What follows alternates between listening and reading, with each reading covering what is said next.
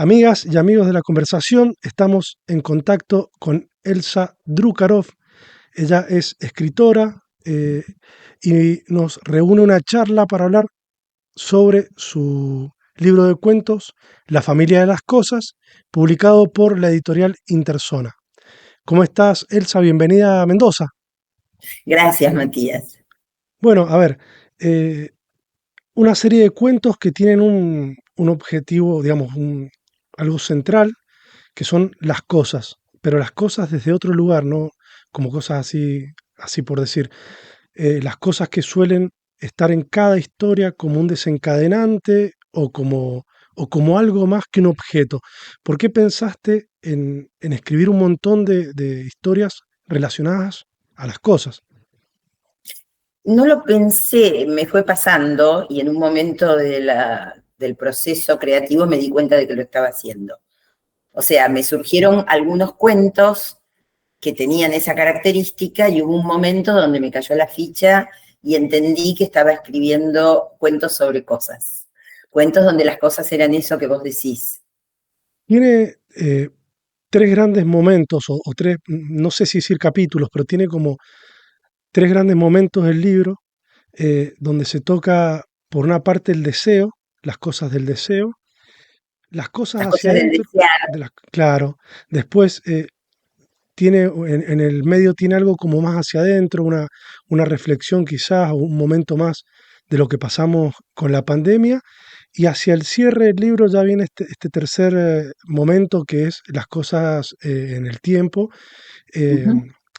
pero bueno, me gustaría ahondar un poquito en cada momento, después si querés tocamos alguna historia particular, pero noto mucho ahí en las cosas del deseo o del desear, me gustó mucho estos fragmentos y estas cuestiones que planteas, ¿no? De estas relaciones muy modernas o de estas eh, vínculos sexuales o vínculos de pareja por ahí modernos que se plantean y que con un mínimo del objeto estallan en algo. Eh, ahí, sí te escucho, hay que.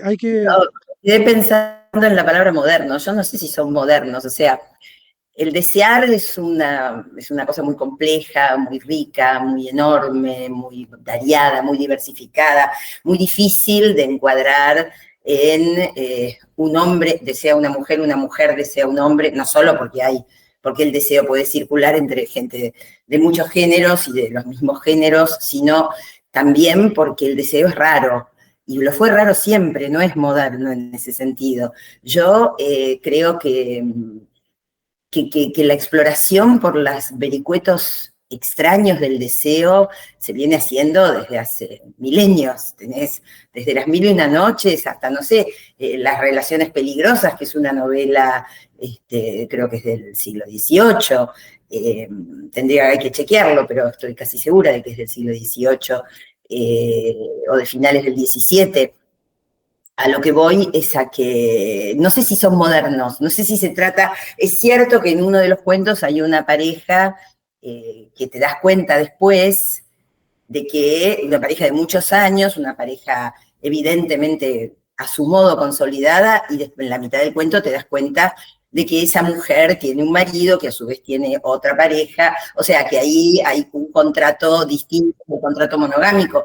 Pero ojo, Simone de Beauvoir y Jean-Paul Sartre tuvieron ese contrato en los años 50 y 60, no sé, hay un montón de casos de parejas que exploraron estas cosas que pasan, o que pasan siempre. Lo que pasa es que en algunos casos una pareja se rompe por eso, o casi siempre en nombre de los moldes preestablecidos. Otras parejas a lo mejor, serán las menos, pero han habido siempre a lo largo de la historia parejas que exploraron otras posibilidades. Pero sí, yo quería esto que vos decís, explorar las relaciones del deseo y bueno, y las cosas aparecen como un síntoma en esas relaciones, ¿no? Vos sabés que ahí en varias relaciones que planteás siempre aparece este factor común como el amante, pero se deja entender quizás algo así como el amante que yo sé que tenés, pero que no me lo blanqueás. como que en Ensaladera ella le plantea, bueno, anda como con tus amantes o en distintas, o ponerle, qué sé yo, en el de Paraguas. eh, No, pero son casos distintos, me parece a mí, no, ¿no? no, lo En que te, Ensaladeras lo que se dice explícitamente es que en esa relación estaba permitido tener amantes, en ese matrimonio. Lo que yo quise mostrar precisamente es que en un matrimonio con una pareja abierta de muchos años, donde está permitido tener amantes, pero no es que no se blanquea porque es parte del pacto no contárselo, digamos, pero que está permitido. Sin embargo, en otras cosas, o en casi todo, o en el 99%, funcionan con los mismos problemas de la convivencia de cualquier matrimonio, porque Ensaladeras es un cuento de convivencia, es un cuento de eso, de lo tremendo, pesado, insoportable de la convivencia. Es un cuento de amor, Ensaladeras es un cuento de amor del lado horrible, oscuro que tiene el amor cuando se vuelve posible, cuando se vuelve real, concreto y pasan las décadas y bueno, y la vida transcurre. Entonces ahí es eso. Pero por ejemplo en Paraguas no, en Paraguas es una pareja paralela. No es que no claro, está blanqueando. Ella puede volver a la mañana a desayunar a su casa, y su marido acaba de volver de ver a su novia, llamémosla así, que vive en otra ciudad, y nada, ahí no se trata de ocultar, no ese es el problema, en realidad nunca ese es el problema en Paraguas. El problema está en la pareja de ella con su amante, ¿no? Que es mucho menor que ella y todo eso. y pones en las historias eh, como momentos de liberación, o sea, momentos de superación, de Sí, aferrarse a sí, algo. Esto lo noté en dos o tres, porque ponerle, qué sé yo, una de las que más me gustó fue la de celular, ah, donde también te metes con temas bastante heavy por el tema de la salud mental, ¿no? Que así es. hoy está en la El tema de la agenda. salud mental, de la manipulación, de la psicopatía, es tremendo. Sí, sí, tal cual. Y, Que también es parte del desear, lamentablemente. y sentí eso, como que habían historias que tenían un mensaje de liberación, decir, che, no hay que Sí, atarse a sí. esto, no está bueno esto. Sí, claro. Vos sabés que hay cuentos que tienen una culminación hacia alguna liberación. Yo creo que Paraguas también y Claro, Ensaladeras también. Y otros son cuentos quietos, ¿no? Que son como microficciones muy chiquititas eh, donde hay una pequeña revelación. Bueno, hay una revelación, aunque no pase desde la trama, siempre hay una revelación, tenés razón, sí. Siempre y, hay algo que culmina ahí, y después sí. me impactó mucho también, y creo que es el que más me gustó, eh, este que se ¿Cuál? plantea de un aborto, ¿no? Uf, Eh, ese cuento es tremendo, Soquetes. sí, es Ese tremendo. cuento me produce una angustia, Matías, me la sigue produciendo, me angustia cada vez que lo leo, me angustió escribirlo. La vez pasada me pasó algo absurdo, leí una hermosísima reseña que hizo María Lobo, una crítica tucumana, y que se publicó en El Diletante, no sé si lo conoces, una revista literaria muy hermosa que tiene ya muchos años, de mucho nivel, una revista virtual. Y ella hacía una reseña y nombraba este cuento, y me puse a llorar cuando lo leí. Cuando leía yo la reseña de ella mencionando este cuento, hablaba de violencia, y es un cuento de violencia, aunque a nadie la golpeen. Claro. Es, Sí, sí. es, es tremendo. Y la violencia son los soquetes. No, sí, no sé, yo no te diría que si bien lo trabajé con mucha frialdad, pensando mucho en los detalles, controlando mucho que la prosa fuera súper apretada, viste que es un cuento que tiene una carilla y media, Claro. si bien lo recontra trabajé con mucha frialdad, no cuando lo escribí, pero sí cuando lo corregí, ahora no puedo no ponerme mal cuando lo leo. Sí, vos sabes que cuando la sensación que me dio cuando lo leí es, hace un par de años leí Las primas de Aurora Venturini ¡Wow! ¡Qué gran libro ese! y en el libro rescatando las diferencias, ¿no? Ahí hay Las abuso. diferencias, y la diferencia social que se da entre los personajes. Sí, Pero hay una prima de Yuna, la personaje principal de las Sí, primas, que recuerdo. se practica un aborto clandestino y termina muriendo. Entonces me trasladó automáticamente a una especie de spin-off, como que fuese un spin-off de la prima de Yuna. Pero, Claro, pero fíjate que el aborto de las primas es un aborto de pobres. Este claro, aborto no es de pobres. no, no, Eso también yo quise trabajar. Es un aborto en condiciones, y nadie va a morirse. Es un aborto en condiciones de higiene con médico y anestesista. Es un aborto caro, es un aborto que siempre, aun cuando el aborto era ilegal, no hubo nunca ninguna persona, ninguna mujer, incluso aquella que se veía abortando estando en contra del aborto, pero toda mujer, piense lo que piense del aborto, si llega a la situación de tener que hacerlo, lo tiene que hacer y lo hace. Eso fue siempre así. Y históricamente las que pudieron pagarlo lo hicieron sin ningún tipo de riesgo. claro, claro, Sin embargo, la violencia que hay en la clandestinidad, la impunidad que permite la clandestinidad es terrible. Cuando yo no lo quiero spoilear, pero cuando ese cuento termina, no sabemos qué le van a hacer a esa mujer. Y no, su vida no está en riesgo, con seguridad yo no creo que su vida esté en riesgo. Efectivamente, hay claro, médicos, está contenida desde el punto de vista de la salud, pero no sabemos lo que le van a hacer. Y le pueden hacer lo que le pueden hacer porque eso es ilegal. En un hospital no te pueden violar, claro, claro. o Y por lo después, menos no es gratis. no, más vale. Y después el libro tiene estos momentos, ¿no? Tiene como vaivenes. Hay un momento bastante tierno ahí o por lo menos me significó tierno a mí, en Cardamomo, me pareció algo muy nostálgico, ¿viste? ¿Qué sé yo? Algo que Sí, creo que todos tenemos algo para atrás, algo que nos ha quedado para atrás. Eh, sí. y después te vas metiendo lentamente en lo que fue la pandemia. Bueno, Cardamomo también es un cuentito de pandemia. Esa sección, Las cosas hacia adentro, es una sección toda dedicada a la pandemia. La pandemia fue un momento donde nos quedamos solos y solas, encerrados y encerradas con nuestras cosas. De hecho, yo escribí estos cuentos en pandemia. Después los corregí, los reelaboré un poquito, pero el 100% de estos cuentos, incluso los que no hablan para nada de la pandemia, fue escrito en pandemia, yo creo que por eso me volqué hacia las cosas. Fue una expresión tuya. Vos sabés que esta era una pregunta que traía, ¿no? Porque si bien el libro me llegó ahora hace un mes, eh, tenía esa sensación, digo, esto se ha gestado, por lo menos ha empezado en la pandemia. Era una de las Sí, dudas que sí, tenía. sí, sí, Y es así, pensabas bien. después se genera algunas conexiones, ¿no? Creo que hay un solo cuento que tiene una conexión, que es con el que se culmina también el final del libro, que en Top se culmina, se relaciona con con la de la casa de campo. Me parece que son los mismos personajes. Muy bien, sí, sí, sí, muy pocos se dan cuenta de eso.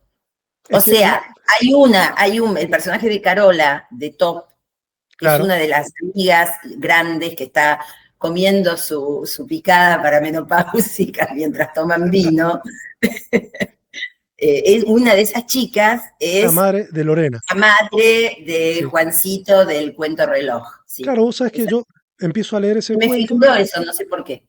empiezo a leer eso y de golpe digo, che, pero estos nombres me suenan. Y Sí, sí, vuelo para la mitad del libro y me encontré sí. con los personajes. También se plantea, ¿no? Esta cuestión, hay algo La hija generacional ahí. adolescente también es la misma, obvio. ¿Cómo ves la relación entre los adolescentes y los que ya han pasado los 50? Em, la veo a veces muy difícil, pero me parece que los que han pasado los 50 tienen el deber de acordarse más de cómo éramos cuando éramos adolescentes, ¿no? Yo he tratado de acordarme, de no olvidar la adolescente que fui, y de seguir, no traicionarla, y no traicionarla en mi hijo, no decirle a mi hijo las cosas que yo odié que me dijeran mis padres, no hacerle las cosas, o sea, tratar de comprender. son muy difíciles las relaciones intergeneracionales. Yo creo que este libro, La familia de las cosas, es muy un libro sobre vínculos. Claro. Sobre vínculos familiares, sobre vínculos de pareja, sobre vínculos de amigas, sobre vínculos de amor, sobre vínculos de amigos, sobre vínculos entre hombres.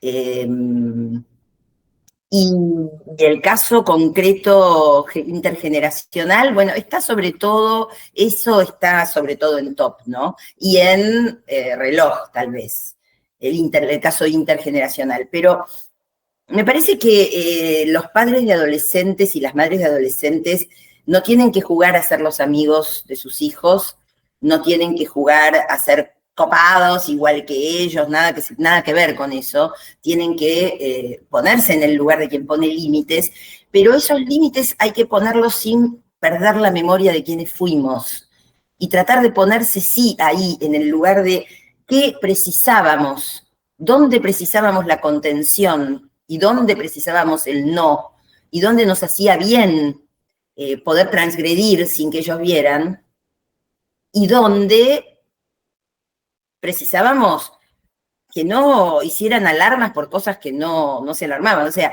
hay muchos, bueno, eso es larguísimo el tema intergeneracional, a mí me fascina. Los prisioneros de la torre, que es este ensayo que escribí hace mucho sobre las nuevas generaciones literarias de dictadura de comienzos del siglo XXI, habla muchísimo también de eso, de las relaciones entre los viejos y los jóvenes, los que creen o actúan como si se las supieran todas y los que tienen sus propios saberes subjetivos y los otros no los escuchan. Bueno, ahí está el caso de Bioy Casares que lo plantea como antagonista, ¿viste? En Diario de la Guerra del Claro, Cerdo el cerdo. son Sí, sí, sí, antagonistas. sí, sí, sí, sí. Es que es un vínculo a veces casi feroz. Sí, sí, sí, por eso te preguntaba, porque vi esa díada entre, Sí, de golpe, sí. hay momentos de tensión fiero ahí en la casa de campo, ahí en Reloj, y después también se produce todo esto como una conclusión, ¿no? En Top ya. Así que bueno, era eso, básicamente.